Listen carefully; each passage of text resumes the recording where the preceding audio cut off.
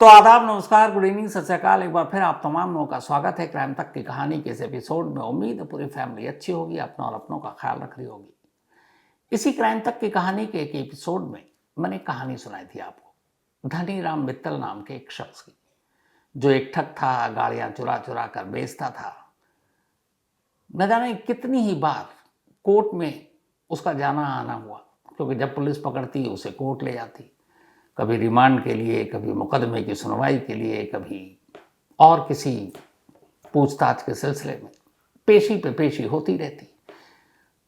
धनीराम अपनी हरकत से बाज नहीं आया और पुलिस भी अपने फर्ज से पीछे नहीं हटी और चोर पुलिस का खेल चलता रहा। पुलिस उसे पकड़ती रही, अदालत पहुंचाती रही। इतनी बार अदालत के चक्कर काट चुका धनीराम कि एक रोज उसे ख्याल आया कि इस कोर्ट में जो कुछ होता है ये तो सब मैं जानता हूँ। वकील ऐसे बोलेगा, दूसरा वकील ये बोलेगा, जज साहब ये कहेंगे, ऐसे सबूत होगा, ऐसे गवाह होंगे, फिर ऐसे फैसला आएगा।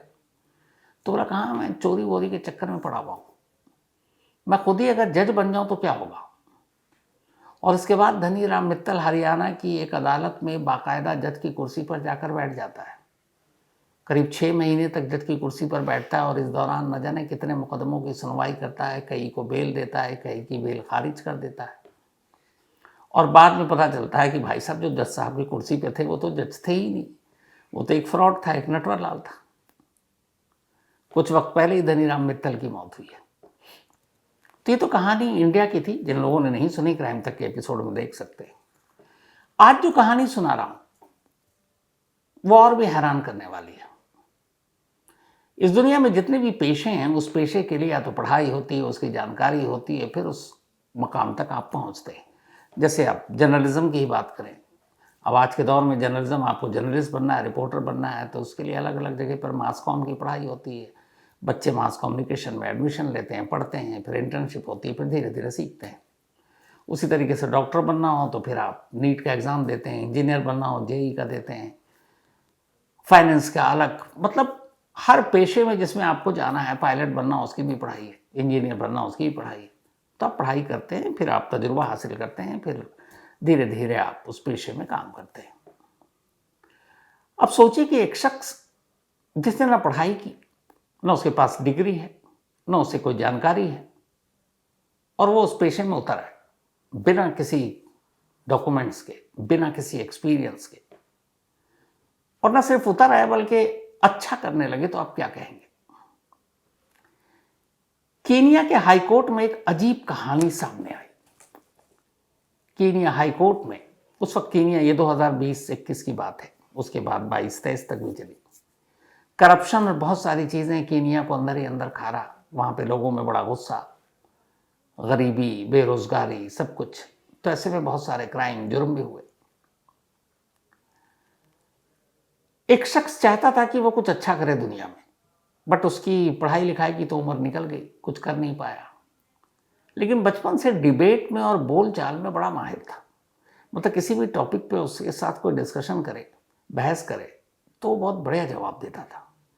उसके दोस्त यार सब कहते थे कि यार तो बहुत तर्क के साथ, पॉइंट के साथ बात करता है और बहुत जल्दी चीज़ों को सीखता है, और फिर बहुत जल्दी हाजिर जवाबी उसके अंदर कूट कूट कर भरी हुई थी।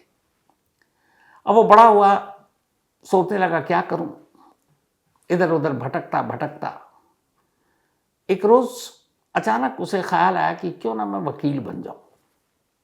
अब वकील बनने के लिए आपको लॉ की पढ़ाई करनी है, लॉ यूनिवर्सिटी में जाना है, फिर बार काउंसिल का मेंबर बनना है, तो ये सारी चीज़ें करनी है। लेकिन उसे ये सब करना नहीं था, उसका सिर्फ ये था कि वकील बनना है।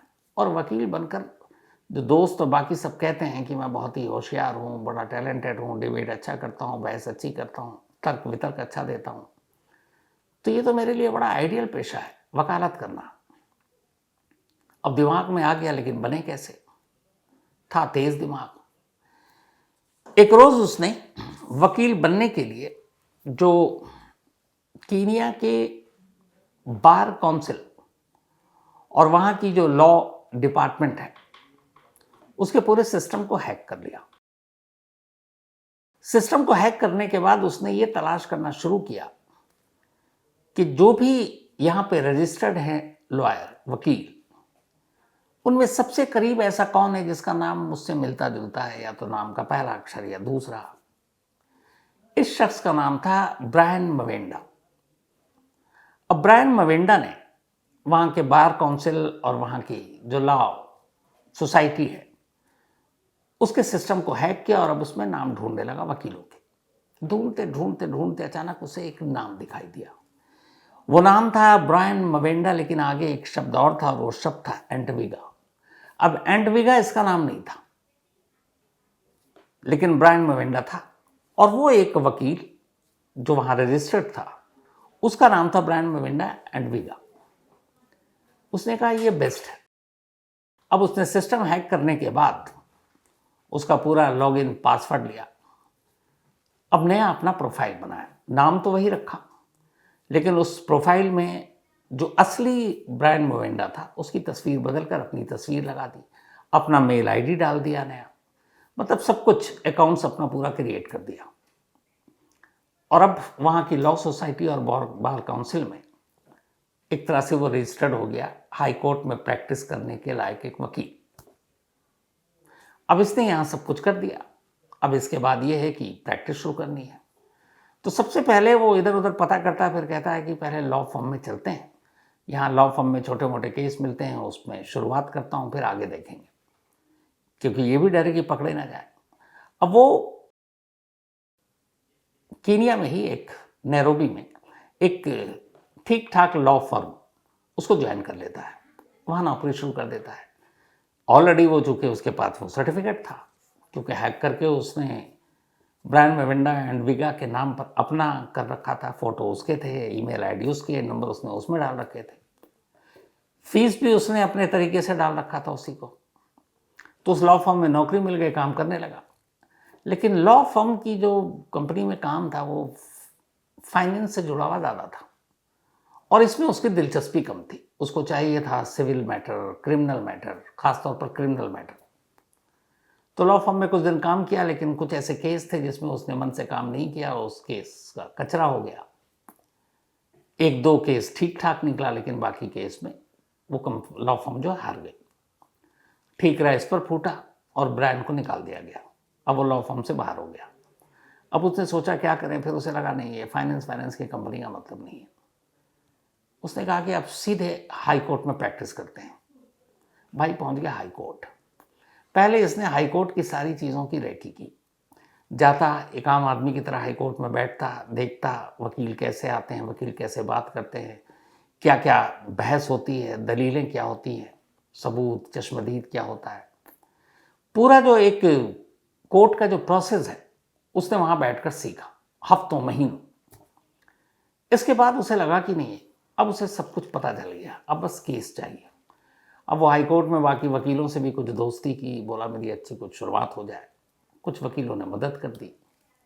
अब उसे पहला केस मिला। ये पहला केस एक सिविल केस था। कोर्ट में पहुंचा, दलील देना शुरू किया, दलील सबूत की स्टडी बहुत अच्छे से की। नसीब ये कि पहला केस ही जीत गया। फिर इसके बाद दूसरा तीसरा केस आया, क्योंकि एक अदालत में भी होता है कि एक वकील अगर कामयाब होता तो कहते हैं कि नहीं इस वकील के पास है कुछ, तो केस भी आने शुरू होते हैं।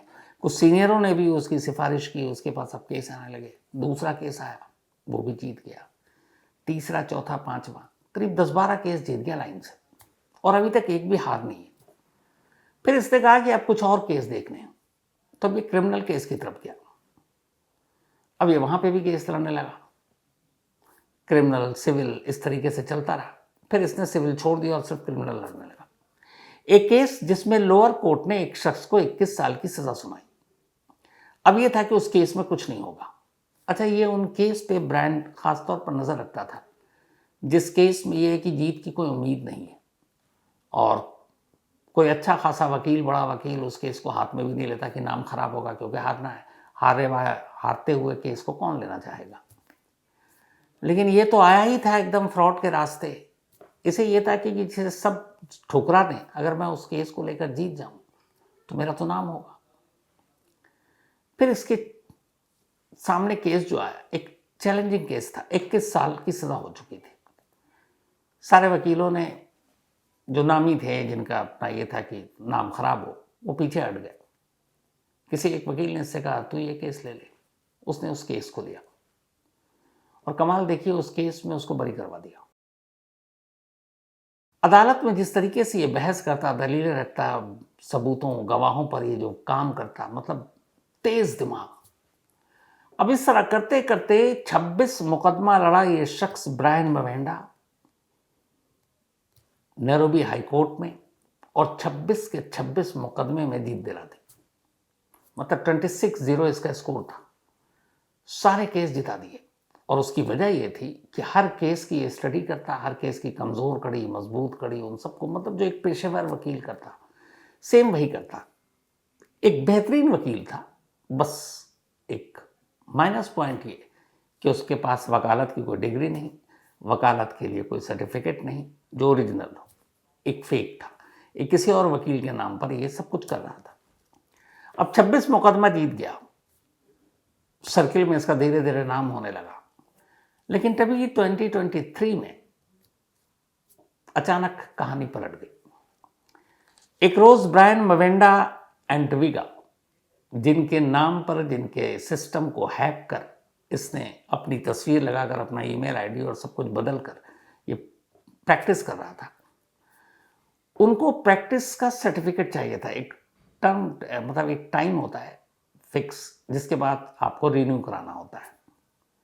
तो असली वकील, जो असली ब्रायन मवेंडा, जिनके नाम पर इसने ये सारा फर्जीवाड़ा किया, वो अब सिस्टम पर अपने बैठते हैं कि खोलूं और सर्विस सर्टिफिकेट जो है उसको रिन्यू कराऊं। लॉगिन करते हैं, लॉगिन और पासवर्ड वो एक्सेप्ट ही नहीं करता। हर तरह से कोशिश कर ली, क्या करें।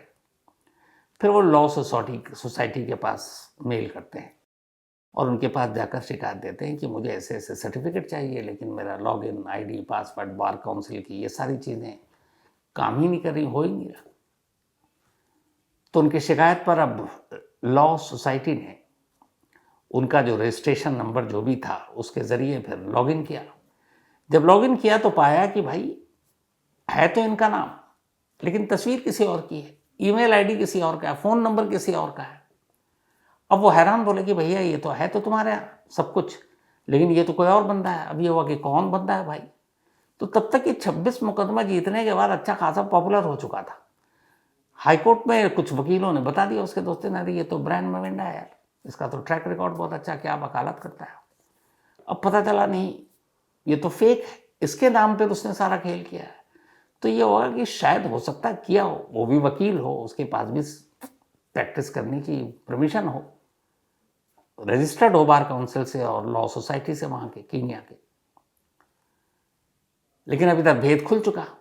लॉ सोसाइटी ने ओरिजिनल जो उसका था, जो उसने सारा बदल डाला था, उसको मेल किया कि भाई आप आइए, आपसे बात करनी है। अब ये पहुँचे हाई कोर्ट पहुँचे तो पूछा गया वेयर इज योर सर्टिफिकेट। वहाँ के सर्टिफिकेट पर जो प्रैक्टिस करते हैं हाई कोर्ट के चीफ जस्टिस का सिग्नेचर होता है। उसने सारे पेपर तो दे दिए, वो सिग्नेचर मिसिंग था। तो बोला सिग्नेचर तो है नहीं। फिर उसने बहाना बनाना शुरू किया, था तेज तर्रार। लेकिन इतनी देर में ब्रायन मवेंडा जो ओरिजिनल है वो पहुंच गया। अब जब आमना सामना हुआ तो ये देखकर समझ गया कि भेद खुल चुका, क्या करें। तो ये हुआ कि ये फ्रॉड है। उस वक्त तो उसे गिरफ्तार नहीं किया गया, छोड़ दिया गया। लेकिन ये हुआ कि अब कैसे उसका वो भी कैंसिल नहीं कर सकते सर्टिफिकेट, क्योंकि कोई था ही नहीं, जो भी था सब फेक। लेकिन अब ये कि उसने धोखाधड़ी तो की, और इतने लंबे वक्त तक अब उन 26 मुकदमों का क्या जो उसने जितवा दिया, और जो हारने वाले कहेंगे भैया ये तो वकील ही नहीं है, तो कानूनी तौर पर तो वो मुकदमा ठहरता ही नहीं है कहीं। तो हर तरफ से बड़ी उलझन, जैसे धनीराम मित्तल में हुआ था कि जिसको जमानत दी वो तो जज ही नहीं था, तो कैसे दे सकता भाई। तो जो आज़ाद है उसकी आज़ादी पे खतरा, और जिसकी कैंसिल कर दी उसके ऊपर भी खतरा कि भैया हम तो जेन्युइन थे, इन्होंने जमानत कैंसिल कर दी, वो तो जज ही नहीं है। तो अब यहाँ उसके केस पे भी 26 मुकदमे पे आ गया। तो फिर ये हुआ कि नहीं, इसके खिलाफ रिपोर्ट लिखो। अब रिपोर्ट लिखा दिया गया, फर्जीवाड़ा और कानून को धोखा देने का और बिना लाइसेंस के लड़ने का। अब इसके बाद ब्रायन मवेंडा को अरेस्ट कर कोर्ट में पेश किया गया, उसी हाई कोर्ट में जहां इसने 26 मुकदमा जितवा दिया था। जब पेश किया गया, कटघरे में खड़ा किया गया, तो वही जज साहब जो अब तक कई केस में उसकी ही दलील पर उसके हक में फैसला सुना चुके, वो देख के दंग। तो पता पूछा गया भाई मामला क्या है, तो पता चला कि ये सर वकील ही नहीं है, न इसके पास डिग्री है, न इसने कानून की पढ़ाई की है, ना ये बार काउंसिल के साथ जुड़ा हुआ है, ना ये लॉ सोसाइटी के साथ जुड़ा हुआ है। इसने एक दूसरे वकील की आइडेंटिटी चुरा ली और खुद वकील बनकर कोर्ट में पैरवी करने लगा। तो जब ये सारी बातें रखी गई तो फिर जज साहब ने पूछा कि अच्छा ब्रायन ये बताओ तुम्हारा वकील कौन है। तब ब्रायन ने मुस्कुराते हुए कहा कि साहब 26 लोगों को तो मैं जितवा चुका, मेरा केस कौन लड़ेगा, मुझे पता है मेरा केस सिर्फ एक ही शख्स जिता सकता और वो मैं खुद हूं, तो मैं अपने केस की पैरवी खुद करूंगा, मैं ही हूं अपना वकील।